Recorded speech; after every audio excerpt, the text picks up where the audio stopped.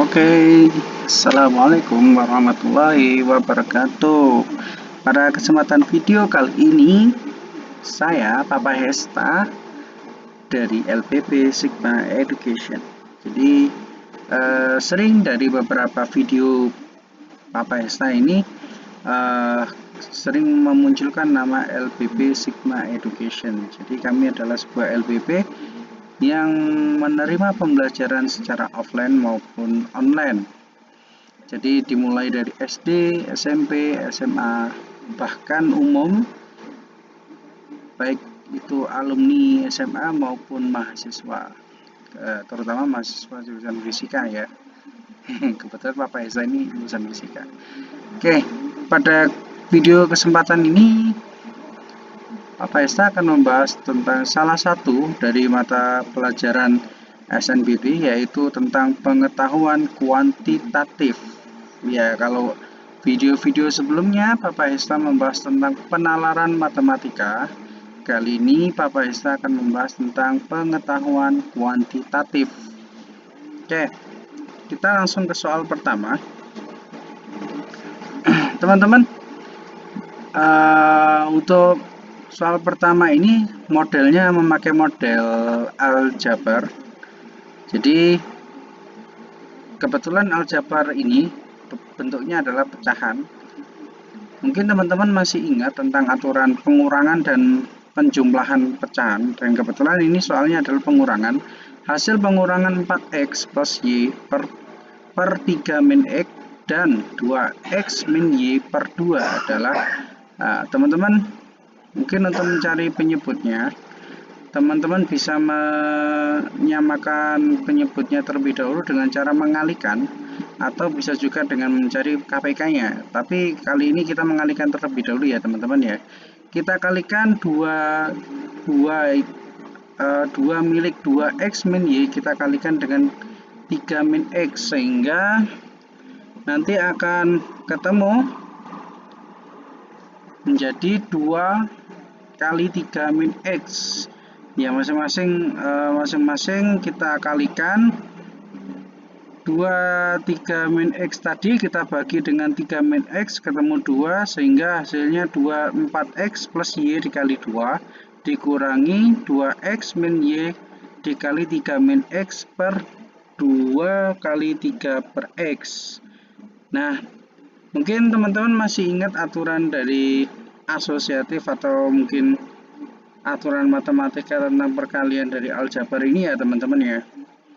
Kita hitung, lalu kita ketemu dengan persamaan yang baru, yaitu adalah 6x min 2x kuadrat min 3y plus xy min 8x min 2y. Nah, mungkin teman-teman nanti 2 ini kita kalikan dengan 8, 2 dikali 4x itu ketemu 8x, 2 kali y itu ketemu 2y. Jadi di sini min 8x atau min 2y dan min 2y ketemu, lalu 2x ini dikalikan sehingga ketemu 6x min 2x kuadrat min 3y plus xy, lalu dibagi, maka dibagi dengan atau per 2 kali 3 min x teman-teman, dan ketemu jawabannya, yaitu adalah kita urutkan teman-teman. Jadi ini kita urutkan, jadi jawabannya sebenarnya adalah min 2x ya teman-teman. Jadi jawabannya itu sebenarnya adalah min 2x kuadrat plus xy plus 2x min 5 dikurangi 6 min 2x teman-teman. Ya, di sini mungkin tidak ada jawabannya. Jadi Papa Hesa memberikan jawaban min 2x ya teman-teman. Maaf, ini ada kesalahan penulisan ya. Oke, untuk kali ini soal kedua ini juga masih tetap di aljabar ya. Mohon maaf, ini sudah ada beberapa clue nih. Nah, di Diketahui bahwa salah satu P, Q, dan R adalah bilangan negatif. Jika P, Q kurang dari Q, R, dan PR kurang dari 0, maka asumsi kita P kali Q kurang dari Q kali R. Pernyataan pertama itu masih belum cukup untuk menyimpulkan mana yang harus negatif.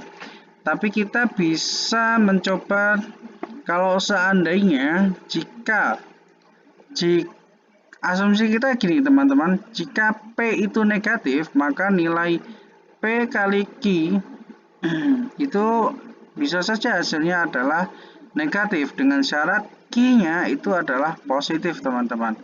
Dan Q kali R itu bisa saja lebih besar. Ya, Q kali R bisa saja lebih besar apabila R dan Q sama-sama positif. Jadi nanti P kali Q itu akan ketemu negatif karena P-nya bernilai negatif. Q kali R bisa bernilai lebih besar dari P kali Q apabila nilai Q dan R sama-sama positif. Mungkin logikanya teman-teman seperti itu. Namun teman-teman ada persamaan kedua di mana P kali R itu kurang dari 0. Berarti kita bisa simpulkan antara P dan R ini salah satunya harus ada yang negatif. Tetapi kalau kita mengikuti pernyataan yang pertama, kita belum bisa menentukan kalau P negatif seperti apa, R negatif seperti apa. Jika P itu nilainya negatif, maka nilai P kali Q itu hasilnya negatif. Jika R positif, maka QR adalah positif. Maka pernyataan pertama memenuhi. Nah, jadi pernyataan pertama akan memenuhi apabila P-nya negatif dan R-nya positif. Nah, lalu kita dapatkan jika P pernyataan pertama tadi, namun jika R adalah negatif dan P adalah positif, maka persamaan PQ adalah positif. Nah, kalau kita menyimpulkan bahwa R-nya itu negatif, teman-teman, dan P-nya positif, berarti persyaratannya agar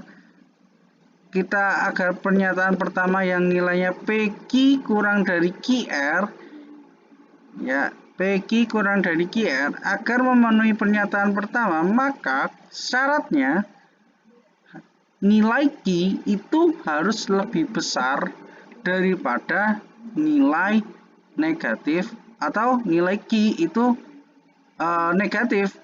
Jadi nilai Q itu negatif gitu loh.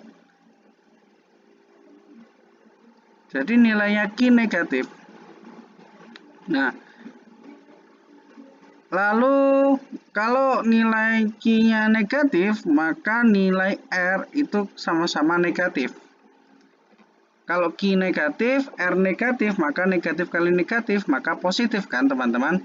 Sehingga kita menjadikan R negatif dan syaratnya Q menjadi negatif, itu bisa saja benar teman-teman. Dan P-nya adalah positif. Saya rasa itu masuk akal, lebih masuk akal. Jadi kita bisa mendefinisikan bahwa nilai R itu kurang dari P teman-teman. Terima kasih teman-teman. Mungkin ada hal yang ingin ditanyakan untuk di Papa Esta, silakan seperti biasa like, komen, dan subscribe. Kirimkan komentar teman-teman yang terbaik.